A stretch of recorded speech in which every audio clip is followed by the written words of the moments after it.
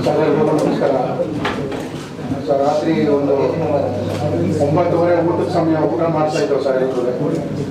ಊಟ ಮಾಡ್ತಾ ಇದ್ದ ಸಂದರ್ಭದಲ್ಲಿ ನಾನು, ಬಾಮಾರೀಶ, ಸುಂದರರಾಜು ಮತ್ತು ನಮ್ಮ ಸಿದ್ದರಾಜ್ ಅವರು ಎಲ್ಲ ಒಂದು ಟೇಬಲಲ್ಲಿ ಕೂತ್ಕೊಂಡು ಊಟ ಮಾಡ್ತಿದ್ದಾರೆ.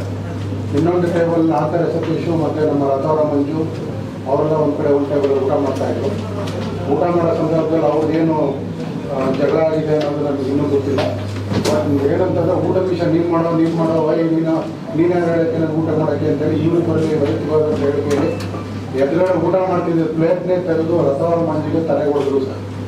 ಆ ಪ್ಲೇಟ್ ಹೊಡೆದಿದ ತಕ್ಷಣ ಪ್ಲೇಟ್ 2 ಪೀಸ್ ಆಗೋಯ್ತು. ಪೀಸ್ ಆಗಿರೋದು ಪ್ಲೇಟಿಂದ ಅರ್ಧ ಪ್ಲೇಟ್ ತೆಗೆದು ಗುಜ್ಜೋದು ಹಣೆ ಮೇಲೆ ಒಟ್ಟು 3 ಮಾರ್ಕ್ ಆಗಿದೆ ಸರ್. ರಥವರ ಮಂಜಿಯವರಿಗೆ ಫುಲ್ ಡೆಪ್ತ್ ಆಗಿದೆ ಈ ಕಡೆ 2 ಕಡೆ. ಅದನ್ನು ಅವರು ಟ್ರೀಟ್ಮೆಂಟ್ಸ್ ಹೋಗ್ತಾ ಇದ್ದಾರೆ. ಇವತ್ತು ಸಾಯಂಕಾಲ ಅವರು ಡಿಸ್ಚಾರ್ಜ್ ಆಗಿ ಬರ್ತಾರೆ. ಒಂದು ವೇಳೆ ನಾವು ಹೋದ್ರೆ ರಥವರ ಮಂಜು ಗೋವಾದಲ್ಲೇ ಇರ್ತಾರೆ. ನಾವು ಇಬ್ಬರು ಕಂಪ್ಲೇಂಟ್ ಇವತ್ತು ಲಾಂಚ್ ಮಾಡ್ತಾ ಇದ್ದೀವಿ ಸರ್. ನಂಬರ್ 1. ಎರಡನೇದು ನಾನು ಮೊನ್ನೆ ನಾನು ಕಂಪ್ಲೇಂಟ್ ಯಾಕೆ ಲಾಂಚ್ ಮಾಡಿಲ್ಲ ಅಂತಂದರೆ ಅಲ್ಲಿ ನನ್ನ ಹಿರಿಯರೆಲ್ಲರೂ ವಾಣಿಜ್ಯ ಮಂಡಳಿಯ ಒಂದು ಗೌರವ ಪ್ಲಸ್ ನಾನು ವಾಣಿಜ್ಯ ಮಂಡಳಿ ಒಂದು 5 ವರ್ಷ ಕಾರ್ಯದರ್ಶಿ ಕೆಲಸ ಮಾಡಿದ್ದೆ. 4 ವರ್ಷ ಒಂದು ಉಪಾಧ್ಯಕ್ಷರಾಗಿ. ಸೊ ಈಗೆಲ್ಲ ಬೆಳವಣಿಗೆ ಇದ್ದಾಗ ನನಗೆ ಅಲ್ಲಿ ಅನ್ಕಾನ್ಷಿಯಸ್ ಇತ್ತು. ಸೊ ಅಲ್ಲಿ ಗೌರ್ಮೆಂಟ್ ಹಾಸ್ಪಿಟ್ಲಿಗೆ ಕರ್ಕೊಂಡು ಹೋಗಿ ಗೌರ್ಮೆಂಟ್ ಹಾಸ್ಪಿಟ್ಲಲ್ಲಿ ಇಂಥವ್ರು ಹೊಡೆದಿದ್ದಾರೆ ಅಂತ ರೆಕಾರ್ಡ್ ಕೂಡ ಆಗುತ್ತೆ. ಮೊನ್ನೆ ಬಿದೋದೆ ಅಂತ ಹೇಳ್ಬಿಟ್ಟು ನನಗೆ ಅಲ್ಲಿ ಮೂಗು ಮೇಲೆ ಒಂದು 14 ಸ್ಟಿಚ್ಚು, ಹಣೆ ಮೇಲೆ ಒಂದು 14 ಸ್ಟಿಚ್ ಆಗಿ ಬ್ಲಡ್ ಕಂಪ್ಲೀಟ್ ಬಾಡಿ ಪೂರ್ತಿ ಆಗ್ತಿತ್ತು. ಸೊ ಕಣ್ಣು ಲೆಫ್ಟ್ ಸೈಡ್ ಕಣ್ಣು ಏನು ಕಾಣ್ತಾ ಇದ್ದಂಥ ಒಂದು ಸಂದರ್ಭ ಬಂತು.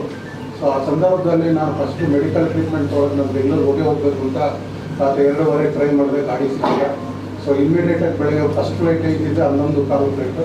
11:15ಗೆ ನಾನು ಮತ್ತು ರೇಣು ಅವರು ಇಬ್ಬರು ಟಿಕೆಟ್ ಇರಲಿಲ್ಲ. ನಿಮಗೂ ರಿಕ್ವೆಸ್ಟ್ ಮಾಡಿ ಅವರಿಗೆ 2 ಟಿಕೆಟ್ ತೊಗೊಂಡು ನಾನು ಏರ್ಪೋರ್ಟಿಂದ ಡೈರೆಕ್ಟಾಗಿ ಕೊಲಂಬಿಯಾ ಮಣಿಪಾಲ್ ಹಾಸ್ಪಿಟ್ಲಿಗೆ ಹೋಗಿ ಅಲ್ಲಿ ANT ಹಾಸ್ಪಿಟ್ಲು ಮತ್ತು ಸರ್ಜನ್ ಅವ್ರನ್ನೆಲ್ಲ ಕಾಂಟ್ಯಾಕ್ಟ್ ಮಾಡಿ ನಾನು 2 ದಿವಸ ಕಂಪ್ಲೀಟ್ ಮೆಡಿಕಲ್ ಇದೆ. ಇವರು ಭಾಳ ಟ್ರೈ ಮಾಡಿದ್ರು ರಿಟರ್ನ್ ಬಂದು ಏನಾಗ್ಬೋದು ಏನು ಹೇಳಬೇಕು ಡಿಸೈಡ್ ತೊಗೊಳ್ಳಿ ಅಂತ.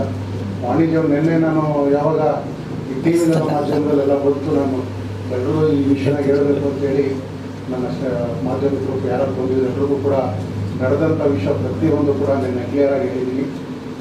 ನಾನು ಮಧ್ಯಕ್ಕೆ ಇವರಿಬ್ಬರು ಜಗಳವನ್ನು ಬಿಡಿಸೋಕೆ ಹೋಗಿದ್ದು. ನಾನು ಬಿಡಿಸೋಕೆ ಹೋಗೋದಂಥ ಸಂದರ್ಭದಲ್ಲಿ ಅವ್ರಿಗೆ ಸ್ಪೋರ್ಟ್ಸ್ ಸ್ಪೂನ್ 2 ಕೈಯಲ್ಲಿ ಇಟ್ಕೊಂಡಿದ್ರು ಅನ್ನೋದು ನನಗೆ ಗೊತ್ತಾಗಲಿಲ್ಲ. ಸಡನ್ನಾಗಿ ಅದೆತ್ತು ಟರ್ನ್ ಮಾಡಿ ಮೇಲ್ಗಡೆ ಈ ಹಣೆ ಹತ್ರ ಎಳೆದು ಒಂದು ಈ ದೂರ ಹೋಗಿದ್ದು ಆ ಬೆಂಡ್ ಸ್ಪೋರ್ಟ್ಸ್ ಸ್ಪೂನ್ ಆ ಬೆಂಡಲ್ಲಿಂದ ಎಳೆದ್ಬಿಟ್ರು. ಸೊ ಈ ಒಂದು ಸ್ಟಿಚಸ್ ಏನಾಗಿದೆ, ಮೂವ್ ಓಪನ್ ಆಗ್ತಿತ್ತು. ಸೊ ಈ ಮೂವ್ ಓಪನ್ ಆದಾಗ ಹೆವಿ ಬ್ಲಡ್ ಒಳಗಿಂದ ಇಲ್ಲೇ ಕಟ್ಟಾಗಿ ಬಂದ್ಬಿಟ್ಟಿತ್ತು. ಸೊ ಅಂಥ ಒಂದು ಸಂದರ್ಭದಲ್ಲಿ ಎಲ್ಲ ದಿಗ್ಬಂಧವಾಗಿ ಏನು ಮಾಡಬೇಕು ಅನ್ನೋದು ಗೊತ್ತಾಗಿಲ್ಲ. ಆ ಸಂದರ್ಭದಲ್ಲಿ ಕರೆಕ್ಟಾಗಿ ನಾನು ಅಧ್ಯಕ್ಷರ ಹತ್ರ ಸರ್ ಅರವಿಂದ್ ಅವರು ನಾನು ಯಾವತ್ತಿದ್ರು ಅವ್ರನ್ನ ಕೇಳಿದ್ರೆ ಮಾಡೋಲ್ಲ ಅಂತ ಬೇಕಾದ್ರೆ ವೀಡಿಯೋದಲ್ಲಿ ನೀವು ಚೆಕ್ ಮಾಡ್ಬೋದು. ಸರ್ ಅರವಿಂದ್ ಅವರು ಬರೋವರೆಗೂ ನಾನು ಮೆಡಿಕಲ್ಗೆ ಹೋಗಲ್ಲ ಅಂತ ನಿಂತ್ಕೊಂಡಿದ್ದೆ. ಯಾಕಂದರೆ ಅದು ಕೂಡ ರೆಕಾರ್ಡ್ ಇದೆ. ಅಂಥ ಸಂದರ್ಭದಲ್ಲಿ ಏನಾಗುತ್ತೆ, ಇಲ್ಲೆಲ್ಲ ಬ್ಲಡ್ ಹೆವಿ ಲಾಸ್ ಆಗ್ತಾಯಿದೆ ಅಂತೇಳಿ ಬಾಮಾರೀಶ್ ಅವರು ಮತ್ತು ಸಿದ್ದರಾಜ್ ಅವರು ಮತ್ತು ರೇಣು ಅವರು ನನ್ನ ಆ್ಯಂಬುಲೆನ್ಸಲ್ಲಿ ಇಮಿಡಿಯೇಟಾಗಿ ಕರ್ಕೊಂಡು ಹೋಗಿ ಅಲ್ಲಿ ಗೌರ್ಮೆಂಟ್ ಹಾಸ್ಪಿಟ್ಲಿಗೆ ಟ್ರೀಟ್ಮೆಂಟ್ ತೊಗೊಂಡು ನಾನು ಇಮಿಡಿಯೇಟಾಗಿ ಅಲ್ಲಿಂದ ಬಂದು ಇಲ್ಲಿ ಡಾಕ್ಟರ್ ವೀರೇಶ್ ಸರ್ಜನ್ ಅಂತೇಳಿ ನಮ್ಮ ಮಣಿಪಾಲ್ ಇದ್ದಾರೆ, ಅಲ್ಲಿ ನಾನು ಚೆಕಪ್ ಮಾಡಿಸ್ಕೊಂಡೆ ಸರ್. ಮಂಜು ಅವರು ಇವತ್ತು 6 ಗಂಟೆ ಫ್ಲೈಟ್ ಬುಕ್ ಆಗಿದೆ. ಒಂದು ವೇಳೆ ನಾನೇನಾದ್ರು 5:30ಗೆ ತಿರ್ಗಾ ಗೋವಾಗೆ ಕಂಪ್ಲೇಂಟ್ ಕೊಡಬೇಕು ಅಂತಾದರೆ ನನಗೆ ಮೆಡಿಕಲ್ ಸರ್ಟಿಫಿಕೇಟ್ ಕೊಡ್ತಾ ಇದ್ದಾರೆ, ಮೆಡಿಕಲ್ಗೋಸ್ಕರ ಬಂದಿದ್ದಾರೆ ಅಂತ ನಾನು ಈಗ ಕಲೆಕ್ಟ್ ಮಾಡ್ಕೊಂಡು ಅಗೇನ್ ಗೋವಾಗೆ ಹೋಗಿ ಇದೇ ಕಲಂಗೋಟ್ ಏನು ಸ್ಟೇಷನ್ ಅಂತ ಬರುತ್ತೆ ಅಲ್ಲೇ ಕಂಪ್ಲೇಂಟ್ ಲಾಸ್ ಮಾಡಬೇಕು ಅನ್ನೋ ಕೂಡ ನಾನು ಡಿಸೈಡ್ ಮಾಡ್ಕೊಂಡಿದ್ದೀನಿ ಸರ್. ಏನು ಇಲ್ಲಿ ಮಾಧ್ಯಮಿಕರು ನಿಮ್ಮ ಜೊತೆ ಮತ್ತು ನಮ್ಮ ಕಾರ್ಯಕಾರಿ ಸಮಿತಿ ಎಲ್ಲ ನಿರ್ಮಾಪಕರ ಸಂಘದವರು ಮತ್ತು ಮಾಧ್ಯಕ್ಷರೆಲ್ಲ ಕೂತ್ಕೊಂಡು ಏನು ಡಿಸೈಡ್ ಮಾಡ್ತಾರೋ ಆ ನಿರ್ಧಾರನ ನಾನು ಗೌರವಿಸಿ ವಾಣಿಜ್ಯ ಮಂಡಳಿಗೆ ನಾನು ಕಂಪ್ಲೇಂಟ್ ಕೊಡಲೇಬೇಕು ಅಂತ ನನ್ನ ಮನೆಯಲ್ಲಿ ನನ್ನ ವೈಫು ನನ್ನ ಮಕ್ಕಳು ನನ್ನ ಎಲ್ಲರೂ ಕೂಡ ಇಲ್ಲ ನೀವು ಮೊದಲು ಕಂಪ್ಲೇಂಟ್ ಲಾಂಚ್ ಮಾಡೋ ಆಮೇಲೆ ಏನಿದ್ರು ಮಾತುಕತೆ ಅಂತ ಹೇಳೋದು.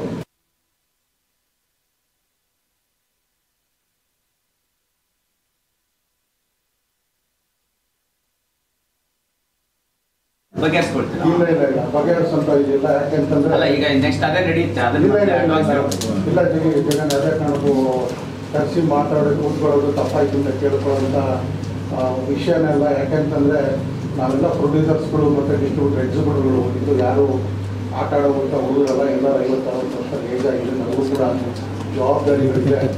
ಅಂತಹ ಒಂದು ಸಂದರ್ಭದಲ್ಲಿ ಏನು ಗಲಾಟೆ ಇಲ್ಲ. 5 ನಿಮಿಷ ಮುಂಚೆ ನನ್ನ ಹತ್ರನು ಮಾತಾಡ್ಕೊಂಡು ಡ್ಯಾನ್ಸ್ ಜೊತೆಗೆ ನಿಂತ್ಕೊಂಡ ಎಲ್ಲ ಕುಣಿದಾಡಿರೋದೆಲ್ಲ ವಿಡಿಯೋ ಇದೆ.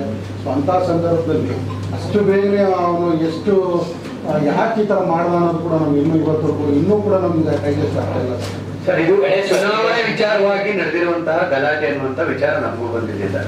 ಚುನಾವಣೆ ನೆಕ್ಸ್ಟ್ ಚುನಾವಣೆ ಇರೋದು ಸೆಪ್ಟೆಂಬರ್ ಅಲ್ಲಿ. ಚುನಾವಣೆಗೂ ಚುನಾವಣೆ ವಿಷಯ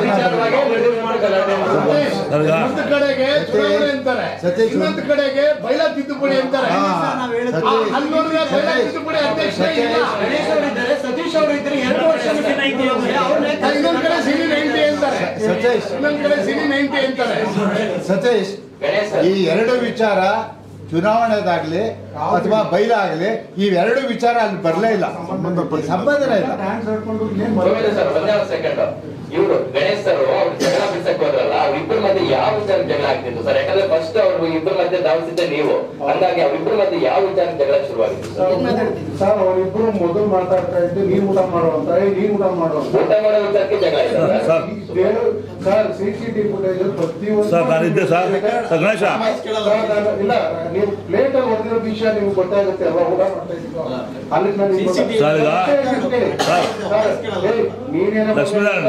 ನಾನು ನೋಡಿದೆ ನನಗೆ ಊಟ ಮಾಡಂತಾರೆ ಅಂತ ಆಯ್ತು.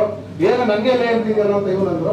ಹೇಗೆ ನಮ್ಮಲ್ಲಿ ಏನಂದ್ರೆ ಅಷ್ಟೇ ವಿದಿನ್ 1 ಮಿನಿಟ್ ಅಲ್ಲಿ ಇಷ್ಟು ಬೇಗನೆ ಗಲಾಟೆ ಆಗಿರೋಂಥ ಸತ್ಯ. ಅದು ಮುಂಚೆ ಏನು ಮಾತುಕತೆ ನಾನಂತೂ ಆ ಟೇಬಲ್ ಅಲ್ಲಿ ಹೋಗಿಲ್ಲ, ಟೇಬಲ್ ಇರ್ಲಿಲ್ಲ.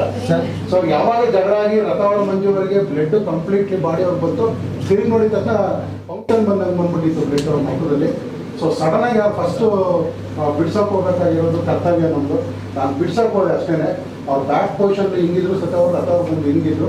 ನಾನು ಡೈರೆಕ್ಟ್ ಆಗಿ ಹಿಂಗೆ ಲೆಫ್ಟ್ ಇಂದ ಹೋಗಿದ ತಕ್ಷಣ ಸೈಕಲ್ ನಿಮ್ಗೆ ಚುಚ್ಕೊಡ್ತೀನಿ.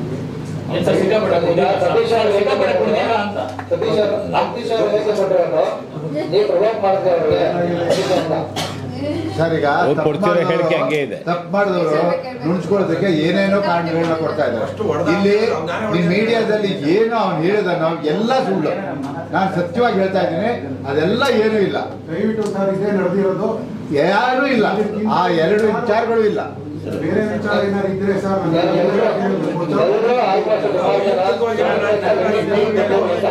ಹರೀಶ್ ಇದೊಂದು ಬಿಟ್ಟು ವಿಷಯ ಇದ್ರು ಕೂಡ ನಾನು ಈಗಲೇ ರಾಜೀನಾಮೆ ಕೊಟ್ಬಿಟ್ಟು ಅವರಿಗೆ ಒಳ್ಳೆ ಸದಸ್ಯತೆಗೆ ರಾಜೀನಾಮೆ ಕೊಟ್ಟು ಡಿಕ್ಲೇರ್ ಮಾಡಿಸ್ಬಿಟ್ಟು ನಾನು ಮಧ್ಯಪ್ರದೇಶ ಅಂತ ವ್ಯಕ್ತಿ ಅನುಭವಿಸಿರೋದ್ರಿಂದ. ಯಾಕಂದ್ರೆ ನಮ್ಮ ತಂದೆ ಒಂದು ಸಾಕಿ ನಾನು ಇಲ್ಲಿ ನಾನು 56 ವರ್ಷದಲ್ಲಿ ನಾನು ಒಂದೇಟು ನಾನು ಒಡಿಸ್ಕೊಂಡಿರೋದು ನನಗೆ ಗೊತ್ತಿಲ್ಲ ಸರ್. ನಾನು ಇನ್ನೂ ನೆನಪೇ ಇಲ್ಲ ನಮ್ಮ ಅಪ್ಪ ಅವ್ರಿಗೆ. ಸರ್, ಈಗ ಪ್ರಕಾರ ಯಾವ ರೀತಿ ಅಂದ್ರೆ ಈ ಮೂಗೆ ಓಪನ್ ಆಗ್ಬಿಟ್ಟಿತ್ತು ಸರ್. ಹಿಂಗೆ ಅಂತ ಕೋಪ ನಾವೇನ್ ಮಾಡಿದೀವಿ ಅಂತ ನಂಗೆ ಅರ್ಥ ಆಗಿಲ್ಲ. ಗಣೇಶ, ಈಗ ಅಂತ ಕೋಪ ಬರಕ್ಕೆ ಒಂದು ಎಲ್ಲರೂ ಕೂಡ ಪಾರ್ಟಿ ಮಾಡಿದ್ರಿ, ಎಲ್ಲರೂ ಕೂಡ ಸಹಜವಾಗಿ ಇದ್ರಿ. ಆತನ ಅಲ್ಲಿ ಅಷ್ಟೊಂದು ಅಗ್ರೆಸಿವ್ನೆಸ್ ಹಾಕಕ್ಕೆ ಇನ್ನೇನೋ ಅಂದ್ರೆ ಈಗ ಡೈರೆಕ್ಟ್ ಆಗಿ ಹೇಳ್ತಾ ಇದ್ರಿ, ಅದೇ ನಮ್ಮ ಮಾದಕ ವಸ್ತು ಏನಾದ್ರು ತಗೊಂಡಿದ್ರಿ, ಎಣ್ಣೆ ಇತ್ತ ಗೊತ್ತಿಲ್ಲ ಸರ್ ನನ್ಗೆ. ಗೊತ್ತಿಲ್ಲ.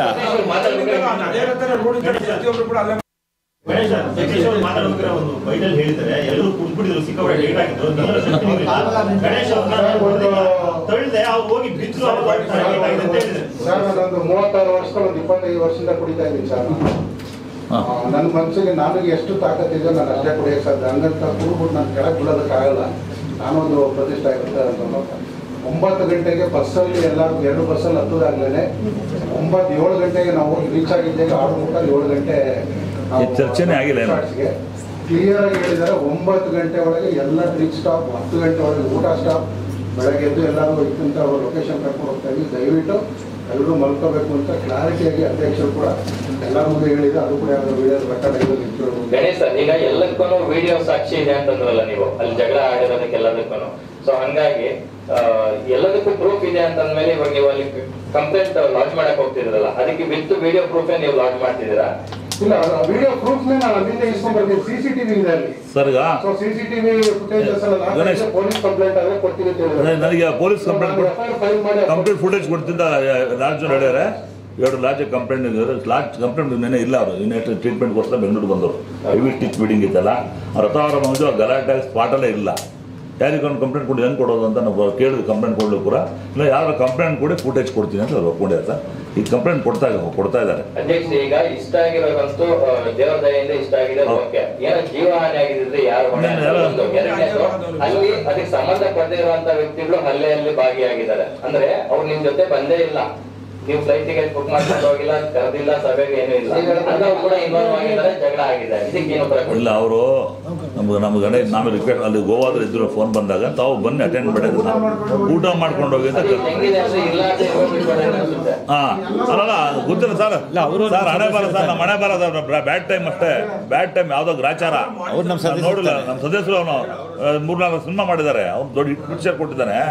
ಅದಕ್ಕೆ ಅವ್ನು ಫೋನ್ ಮಾಡ್ದಾಗ ಅಲ್ಲಿ ನಾವು ಅಟೆಂಡ್ ಮಾಡಿ ಅಂತ ಕರೆದಿದ್ದಾರೆ. ಹೌದು, ಅವರು ಲೇಟ್ ಆಗೋದು ಸರ್. ಸರ್ ಏನು ಆಗೋದು ಆಗ್ಬಿಡಿ ಸರ್, ಏನು ಆಗಬೇಕು ಅಂತ ಯಾರು ಉದ್ದೇಶಕ್ಕೂ ಮಾಡಿಲ್ಲ. It has happen. ಅದನ್ನು ಯಾವ ಫ್ರಾಕ್ಷನ್ ಆಫ್ ಸೆಕೆಂಡ್ ನಾನು ಒಳ್ಳೆ ಊಟ ಮಾಡ್ತಾ ಇದ್ದೀನಿ ಸರ್. ನಾನು ನೋಡ್ತಾ ಇದ್ದೆ ಇಬ್ಬರು ಅರ್ಜೆಂಟ್ ಮಾಡಬೇಡಪ್ಪ, ಊಟ ಮಾಡಿ, ಯಾಕೆ ಆರಾಮಾಗಿ ಜಾಲಿಯಾಗಿ ಊಟ ಮಾಡ್ಕೊಂಬಲ್ಗೋ ಅಂತ ಅಷ್ಟು ಮಾತ್ರ ರಥಾವರ ಮಂಜು ಅವ್ರು ಹೇಳಿದ್ರು. ಹೇಳ್ತಿ ಕೇಳಿ, ನಾನು ಕೇಳ್ಕೊಂತ ಇದ್ದೆ.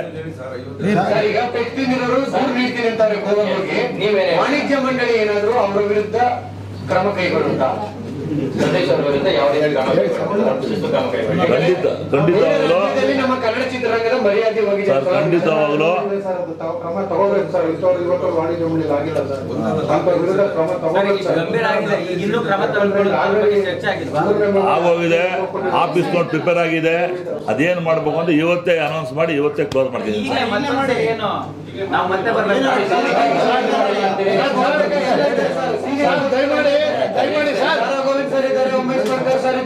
ಸರ್